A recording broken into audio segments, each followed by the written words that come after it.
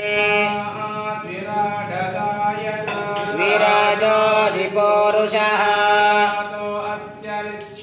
पश्चाद्गो मे मतो पुरः देवायज्ञमतन्वता ग्रीष्मैर्म शरद्गवेः त्रिसप्तसमिदकृताः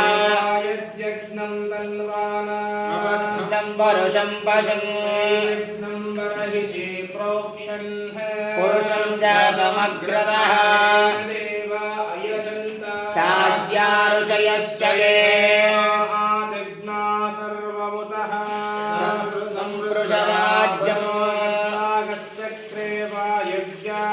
आरण्यान् ग्राम्याश्च ये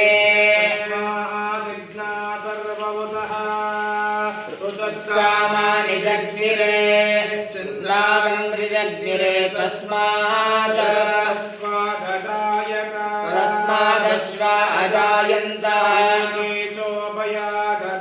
गावोह जग्निरे तस्मात् यत्पुरुषं व्यददुः विकल्पयन् गावोरुपादुवोच्यते राजन्यकृतः